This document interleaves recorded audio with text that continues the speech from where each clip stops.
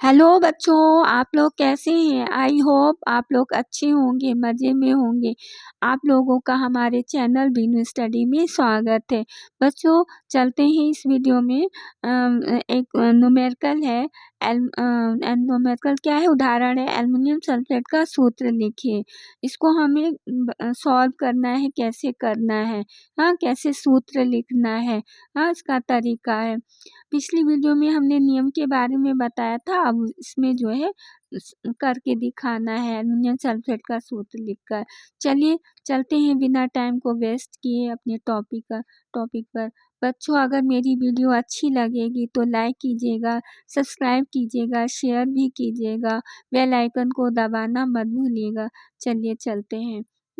इसको सॉल्व करते हैं। एल्युमिनियम सल्फेट का सूत्र लिखिए। एल्युमिनियम सल्फेट एक आयनिक यौगिक है। हाँ क्लियर हो गया। आयनिक यौगिक में एल्युमिनियम आयन है और सल्फेट आयन है। एल्युमिनियम पर +3 चार्ज है और सल्फेट पर -2 चार्ज है। ठीक है। संकेत है। पहले हम हाँ पहले संकेत लिख लेते हैं। एल्युमिनियम है और ये सल्फेट है SO4। धनायन को हाँ संकेत है। धनायन को इधर लिख दिए, एल्युमिनियम है और ये ऋणायन SO4 ऋणायन है, इसको हम दाहिनी ओर कर देते हैं। अब संयोजकता नीचे की ओर संयोजकता लिख देते हैं। एल्युमिनियम की संयोजकता 3 होती है और सल्फेट की संयोजकता 2 होती है। ये तो क्लियर है। अब इसको परस्पर बदल देते हैं। इधर का ऐसे गया और इधर का ऐसे गया तो क्या बनता है Al2SO4 ब्रैकेट 1 3। ये सूत्र है। अब इस सूत्र में Al2SO4 ब्रैकेट 1 3 में धनायन पर धनावेश कितना है? इसमें परमाणु कितना है एल्युमिनियम के? 2 हैं।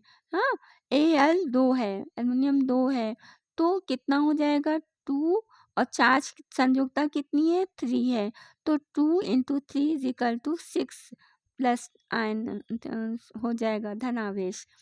आवेश कितना है 3 प्लस है और इसमें एल्युमिनियम के परमाणु कितने हैं 2 हैं तो 2 का गुणा करेंगे, मल्टीप्लाई करेंगे 3 से तो 6 हो जाएगा प्लस आवेश है। क्योंकि एक एल्युमिनियम पर +3 पर 3 धनावेश है। तो 2 L आयन पर 2 × 3 प्लस बराबर 6 होगा, आवेश होगा। एक एल्युमिनियम पर 3 धनावेश है तो 2 L पर कितना होगा 2 × 3 = 6 प्लस होगा।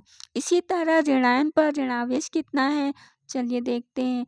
ये सल्फेट कितना है SO4 कितना है 3 है।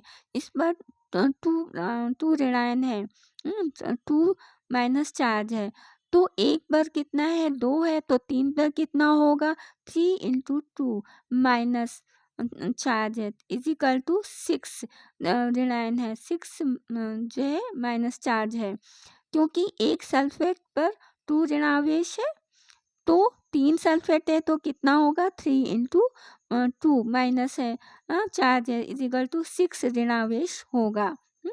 अतः धनावेश और ऋणावेश दोनों बराबर है।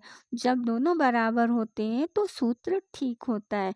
इसलिए सूत्र Al2 ब्रैकेट 1 SO4 3 ठीक है। ये ठीक है बच्चों।